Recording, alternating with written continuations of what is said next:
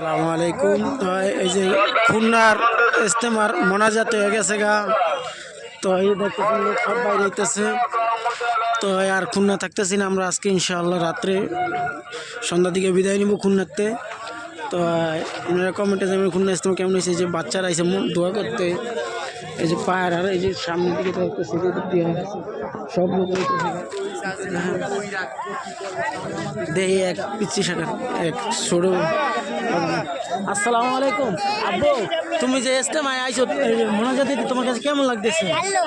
ও তুমি কি শহরের লোক না গ্রামের লোক? শহরে। ও শহরে। এই সামনের বছর ইজতেমা হলে কি দোয়া করতে আইবা? হ্যাঁ।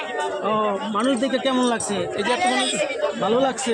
কি জন্য কি দোয়া করলো আল্লাহর কাছে? মেলা কিছু ইনশাল্লাহ ভাই আল্লাহর কাছে সবার কাছে দোয়া করছে। ছোট মানুষ তো এরকম অনেক মানুষ দেখলে সবার কাছে ভালো লাগে। তাই আমরা ইনশাআল্লাহ কালকে ঢাকার দিকে মনোজাত শেষ, সবাই যা যার গন্তব্যস্থ পৌঁছে যাইতেছে। এমন গ্রামের তো শহরের তে লোক আইছে মোনাজাত দেওয়ার লেগা। আপনারা দেখতেছেন এনে অনেক লোক। তো এই যে যারা আমরা ঢাকায় যারা টঙ্গী ইজতেমায় এই পরে টঙ্গী ইজতেমা হইব, তো এই এনে এরা জোরের মেহনত করবো, এই জেলায় মেহনত করবো, থানা মেহনত করবো। এনে বিভিন্ন দেশের লোক আছে, বিভিন্ন জেলার লোক আছে। তো এই যে দেখতেছেন লোক বাইরে আইতেছে আমাকে ইজতেমার মতন। তো ইনশাআল্লাহ দোয়ার দরখাস্ত সবার কাছে। এদিকটা দেখাই, এই যে দেখেন লোকাল লোক এদিকটা, এইটা ঘুরা দেখাই, এই যে এদিকটা, এই যে এদিকটা আপনারা দেখতেই আছেন। মাঠ কিন্তু মোটামুটি ভালোই, মাঠ অনেক লোক হয়েছে।